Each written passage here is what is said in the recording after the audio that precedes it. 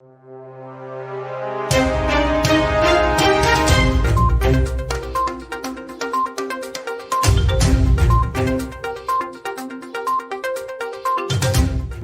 friends, welcome to War India News Hour. Are technology companies ready for modernization with RPA and zero trust? By 2021, cybercrime will cost the world $6 trillion annually, and the most common threats are internal attacks from malicious insiders. IT is now responsible for managing a larger attack surface than ever, thanks to end users relying on personal devices for work and accessing cloud apps and corporate resources from remote locations. Without any doubt, it is coming true that the cloud is going to take its position to extend to make the current network secure. Newer technologies like robotic process automation are going to replace human resources at workplace.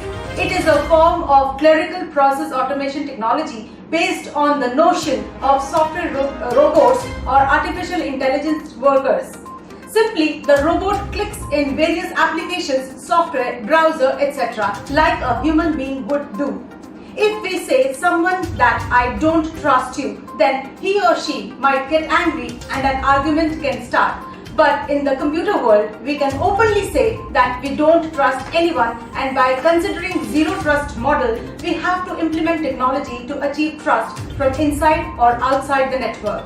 Zero Trust is a strategy cybersecurity model designed to protect modern digital business environments, which increasingly include public and private cloud, SaaS applications, DevOps, robotic process automation.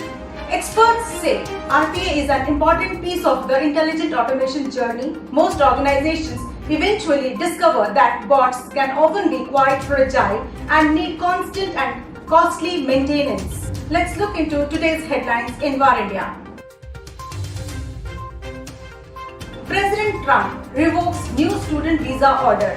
As many as 17 US states and the District of Columbia, along with top American IT companies such as Google, Facebook and Microsoft, joined MIT and Harvard in the US District Court in Massachusetts against the DHS and the ICE in seeking an injunction to stop the entire rule from going into effect. The Trump administration has agreed to rescind its July 6 rule. Analog Devices to buy Maxim for $21 billion and focus into semiconductor revenue. Analog Devices, that is into manufacturing semiconductors, has agreed to buy rival Maxim integrated products for about $21 billion with an aim to boost its market share in automotive and 5G chip making. With this, it will create a combined enterprise value of about $68 billion that will compete with larger rivals including Texas Instruments.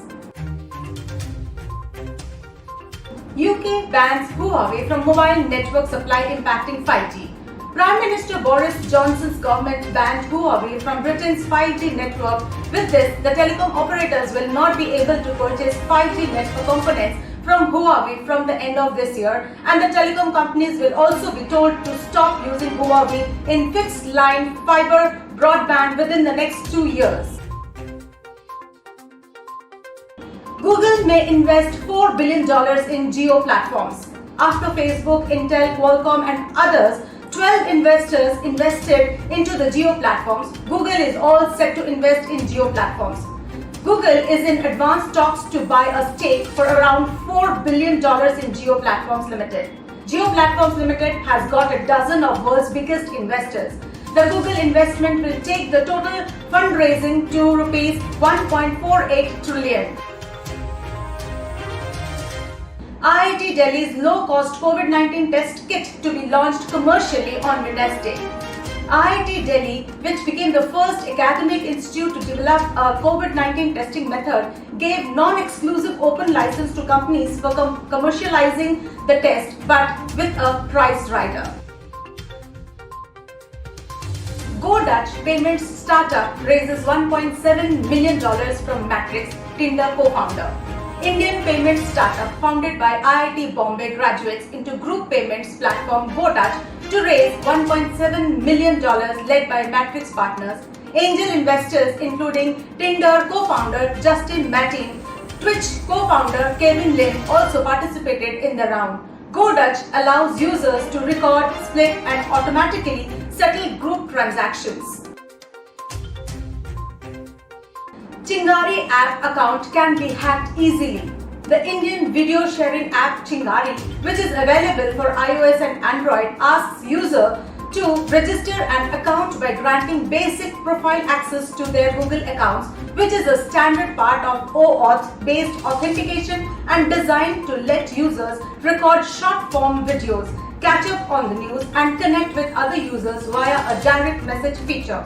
A cybersecurity expert noticed that Chingari uses a randomly generated user ID to fetch respective profile information and other data from its server without relying on any secret token for user authentication and authorization. Flipkart gets $1.2 billion from Walmart and others. Valuation grows 20%. Flipkart is raising $1.2 billion, that is rupees 9,048 crores in a funding round led by majority owner Walmart Inc. The investment will be made at a post-money valuation of $24.9 billion. Apart from Walmart, a group of other existing shareholders will also contribute in this round, the company said. The investment will be funded in 2 tranches over the remainder of the fiscal year. Club Factory violates GST rule under scanner. The Chinese e-commerce platform is popular for cheaper goods across the fashion, lifestyle and electronic segments coming from China. It has been able to hold on to a set of consumers looking for cheaper goods and was also trying to increase the pace of Indian sellers here.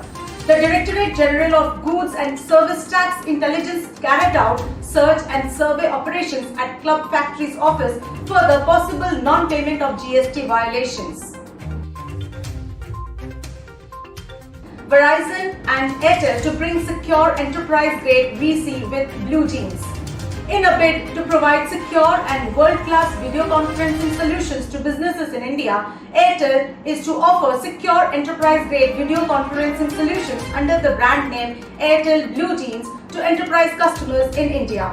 The offering includes a cloud point of presence in India, enabling low latency and improved quality of service, and the technology will be fully integrated with Airtel's network, including its data centers, to ensure that customers are offered a state-of-the-art, reliable and secure customer experience.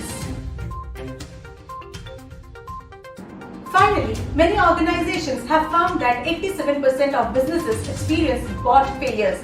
Why? Because most of the RPA solutions rely on surface-level screen scraping to automate processes across an ever-changing landscape of applications. But when the application user interfaces change, which happens every day at any evolving business, those armies of bots become unreliable and prone to break. The result? Wasted investment, unexpected downtime, and rapidly increasing maintenance costs. COVID update. The pandemic has changed the way we live, work, learn, teach or do business. With 29,429 coronavirus, nearly that is 30,000 positive cases in the last 24 hours, the biggest spike in single day, and the country now stands at 9,37,367 and the toll from the disease stands at 24,309 and the active cases stand at 3,19,840. Summing up, Zero Trust is a concept and many technologies work together to achieve Zero Trust. Zero Trust privilege requires granting least privilege access based on verifying who is requesting the access, the context of the request, and the risk of the access environment. It says that only authenticated and authorized users and devices can access enterprise networks, applications, and data. The objective is to mitigate the risk of cyber attacks in the modernized environments in which most organizations operate. There are several features involved in Zero Trust deployment like MDM, SSO, CASB, MFA, Next Generation Firewall, Network Access Control, Understand Access Needs, PAM or PIM, Risk Management Analytics, and Regular Audit.